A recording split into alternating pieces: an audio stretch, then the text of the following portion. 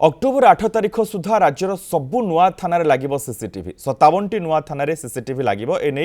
ओकाकू निर्देश देइछंती पुलिस महानिर्देशक यह 29 थाना सीसीटीवी रिप्लेसमेंट हेबा नै सूचना देइछंती पुलिस महानिर्देशक। संपर्क में सूचना सहित chief reporter news 7 Neerad Patnaik रही। नीरद मोट रे केते थाना सीसीटीवी नाई जोठी कि नुआ लागिबो? देखो वर्तमान सुधा तो पुलिस महानिर्देशक वाईबी खुरानिया आज जहाँ सूचना देइछंती जे वर्तमान सुधा 57टी थाना नुआ करी सीसीटीवी इनस्टॉल करा जिवो। कारण आप जानिथिबे गत किछि दिन धरी भरतपुर थाना रे घटिथिबा घटना रे कोनसी प्रकार सीसीटीवी नथिबारु सेठी वर्तमान परिस्थिति जहाँ रही से सारा देश में वर्तमान सीसीटीवी को नहीं चर्चा जोर धरी। सेतिक बेले जे रही पुलिस डीजी वाईबी खुरानिया जो राज्य रे जो नुआ थाना सब खोलिला 57टी थाना नुआ करी सीसीटीवी इंस्टॉल करने सहित अन्य जो थाना गुड़िक सीसीटीवी काम करूना जो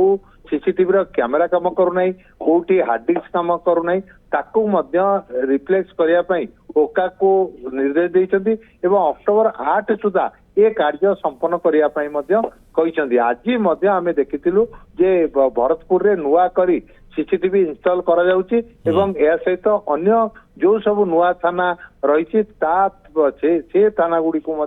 पाखापाखि थाना गुड़िक आज ठारू नुआ थाना सीसीटीवी जो नहीं ता इंस्टॉल करने कार्य आरंभ होती। तेणु आशा कर जो वाईबी खुरानिया पुलिस डीजी जो निर्देश देइछथि से निर्देश को पालन करा जिवो एवं आसंता अक्टोबर 8 तारिख सुधा प्रत्येक नुआ थाना सीसीटीवी नुआ करी इंस्टॉल करा जिवो एवं अन्य जो रही 27टी थाना वर्तमान सीसीटीवी काम करूना कोटी कैमेरा काम करूना ताकू सबू रिप्लेसमेंट करा जिवो बोली पुलिस वर्तमान महानिर्देशक निर्देश देइछंती। मनोज नीरद ये थाना रे तो सीसीटीवी रहिबा निहाती जरूरी तो ये सब थाना गुडी करे काहे की नथिला से नै किछ कहिसंती कि नै? से देखंतु जेहेतु गत 4 मास तले नुआ थाना गुड़िक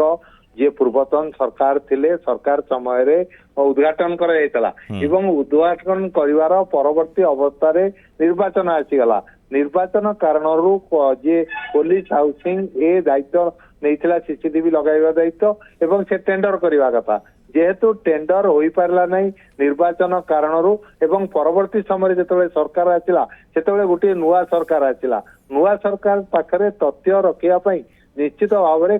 समय लगे एवं से समय भितर पुलिस डीजी बदलिले पुलिस डीजी बदलिवा पर वर्तमान जितेबाला ये गोटे घटना भरतपुर रे सामना को आसिला सेतेबेले निश्चित भाव में पुलिस विभाग तत्परता प्रकाश पाई करिछि एवं नुआ करी टेंडर डका जाइछि। नुआ टेंडर रे इमिडिएट काम करिया पई मध्य जो सूचना दिया जाइछि एवं 57टी नुआ थाना जो रही से नुआ करी सीसीटीवी इंस्टॉल करी अक्टोबर 8 तारिख भितर ताकू समापन करिया पई मध्य कड़ा निर्देश जारी करा जाइछि। बहुत बहुत धन्यवाद नीरद ए समस्त सूचना पे।